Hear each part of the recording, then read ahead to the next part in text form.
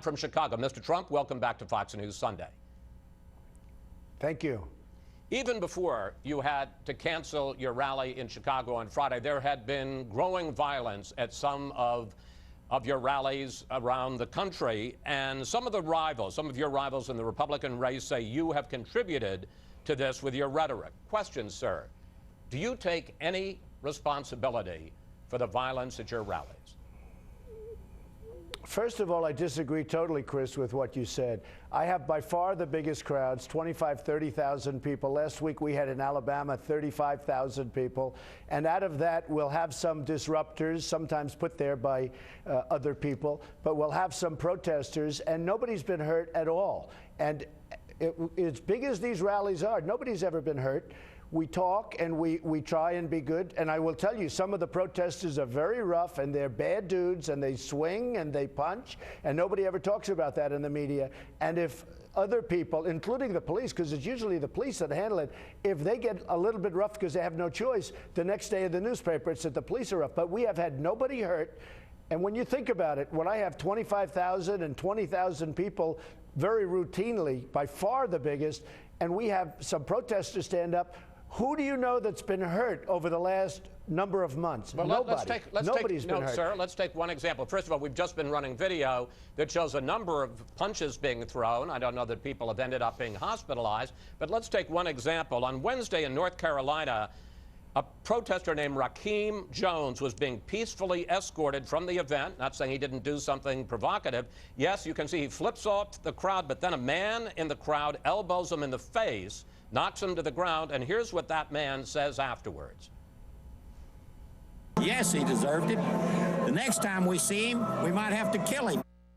Mr. Trump, does that have any place in America?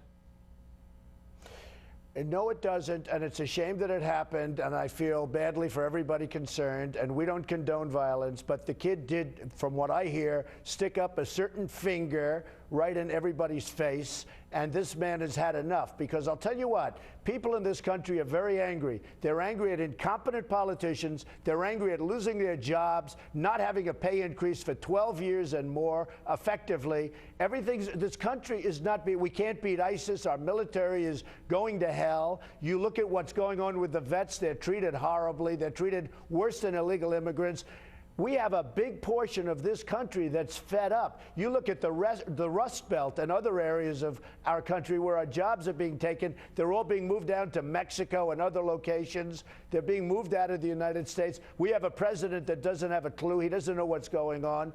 And the people of this country are angry. They're not angry people, but they're angry now. But you say, and you just said again, you don't condone the violence. But, sir, the record is clear, and we're going to put up some tapes. You have condoned violence in rally after rally. Again, take a look.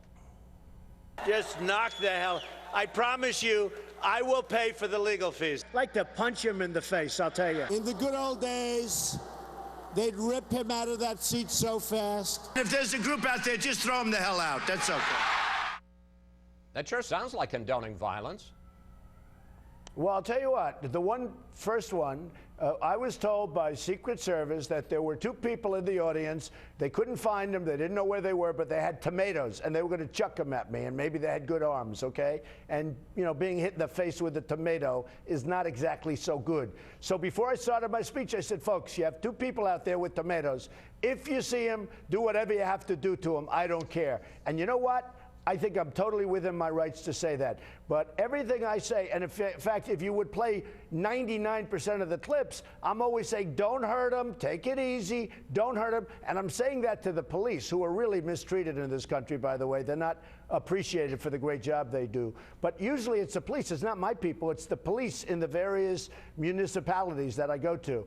And honestly, they really take it easy. And again, Chris, with rallies of 25 and 35,000 people, you don't know of one injury in any of our rallies. And the one place where we could have had a problem was Chicago. And other than at your network, I've been given very, very good credit for canceling. Because if I would have had that, We'll postpone it, actually. If I would have had that rally, you would have had a lot of problems. And those were professionals. I mean, those were real professionals. And they weren't protesters. They were disruptors. They were professional disruptors. They came in with the Bernie Sanders signs right out of his printing press, and they were disruptors. And I would tell you, though, Chris, with all of the rallies that you've been witnessing over many months, you haven't had one person that's even been hurt. And I'm sitting here listening to you tell me like, oh, you know, like everybody's being maimed. It's not that way. And I have often said, do not hurt them. And you've heard me say that, but you don't want to play those clips. All right, let's move on to another issue. You've also created a controversy this week with your comments about Islam. Here they are. I think Islam hates us. There's something there that there's a tremendous hatred there. There's a tremendous hatred. We have to get to the bottom of it.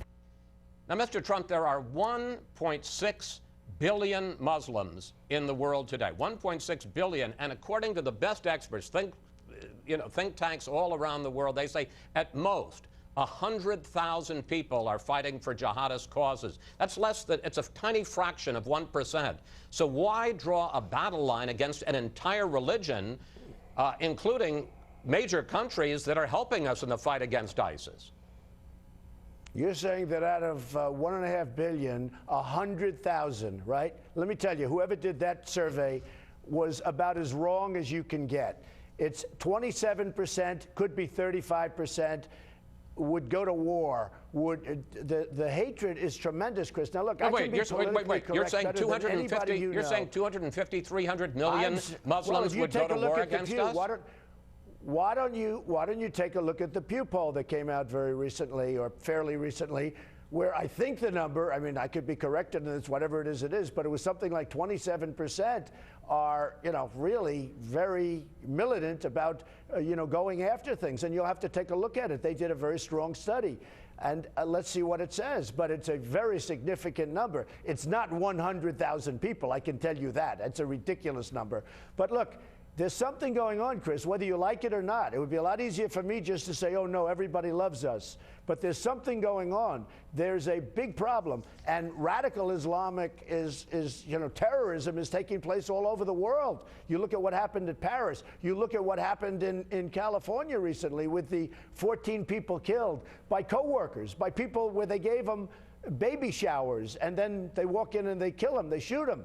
They had no guns, they had no weapons, they had no nothing. They shot them, they killed them all. And I mean, there's something going on, Chris. We can be very nice and we can be very naive and say everything's wonderful. All you have to do is look all over the world. There's a great hatred out there. You also said this about the war on ISIS. We have to knock out ISIS. We have to knock the hell out of them. I would listen to the generals, but I'm hearing numbers of 20 to 30,000. Which generals have told you, sir, that we need 20 to 30,000 U.S. ground troops in Iraq and Syria? Well, that's what I heard the number. That doesn't mean I do that, by the way, but that's what I heard the number is in order to eradicate, and it could be quick. Maybe we should do something quickly because this cancer is staying with us forever. I mean, we've been fighting in the Middle East now for 15 years and longer. But all the generals we talked to say that's spending money at a rate, and in the meantime, our infrastructure in our country is going to hell. Our country is in trouble, and all we do is spend money in the Middle East. I mean, either eradicate them or get out. I mean, what we're doing is crazy. We don't have But all the generals that I've spoken to say 20 to 30,000. I mean, yes, we may need more troops there. We may need forward observers. We may need people, special forces to help Iraqi ground troops, but putting 20 to 30,000 American troops back in Iraq and Syria, they have grave doubts about that, sir. I'm not saying do it. I'm saying that's a number that I heard you would need. And I never said do it. I said that's a number that you may need. But look, let me tell you something. Whether you like it or not, I was against the war in Iraq, okay? I'm one that said don't go in. You're going to destabilize the Middle East. I was totally right about that. So I'm not like this big war hawk. But now you have people chopping off heads. You have people drowning, 40 and 50 people in steel cages at a time, Chris. And now we have to do something. And the reason we have to do it is because of the power of weaponry. They're looking to get weapons, and they're looking to acquire weapons that are going to be very, very horrible for our country if they ever do it. Mr. Trump, and we have to eradicate these people. I have two final questions I want to ask you. Trump University, I don't have to tell you, has become something of an issue in the campaign trail, with some former students saying it's a scam. Here was one of them. I was trumped by Trump. I was duped by the Donald. But you put out a video this week in which you showed that same man's report card about Trump University. Here's his report card on the school. The quality of presentation, quality of everything. Excellent, excellent, excellent, excellent, all excellence, 100%. But now the New York Times reports that that man, Robert Guillo, says that he was pressured to give those report card grades, the excellence, by his instructor, who said he'd be fired if he didn't get them. And the Times talked to other students who say that they came under a lot of pressure to give you good reports.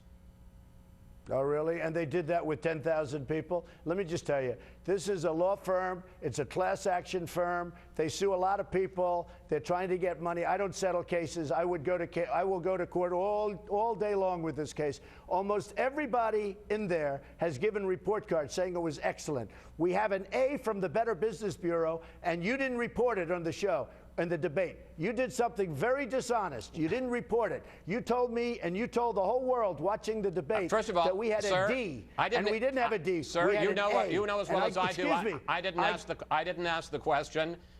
I'm not talking about you. I'm talking about Fox. Okay. I gave you the report card. I gave you the A during the debate because they said it was a D and it was an A. And I gave you the A from Better Business Bureau. But don't you think we have the responsibility to check it out, to find out what's going on? And the fact is, it's a little more complicated than that because Trump University has been out of business for several years, so they're not getting so many complaints. No, not out of business. It's not out of business. It's suspended until I win the lawsuit. Okay. And after I win the lawsuit, hopefully I'll be in the White House and I'll have my kids, my kids will open it up. But I promise you, if Marco Rubio gave us a piece of paper in the middle of a debate, we're not going to simply start reading that.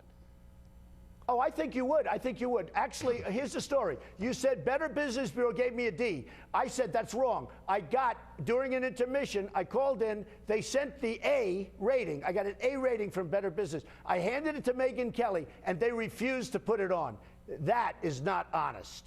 I think it's just wanting to check the facts. But in any case, let me answer. You're going to like this last question, so bear with me on this. Because for all of the controversies, sure, I love it. I promise you, you will. Here, you can tell me afterwards whether you like this question. For all the controversies, you are doing very well right now. You have a solid lead in the delegates, and as you have pointed out, turnout is up considerably. There's a 67% increase in votes in Republican contests over 2012, up 67%, 23% down in Democratic turnout compared to 2008. You say that you have been leading a movement, and I want to briefly, we have less than a minute, explore that with you. What's the movement? What do these people want?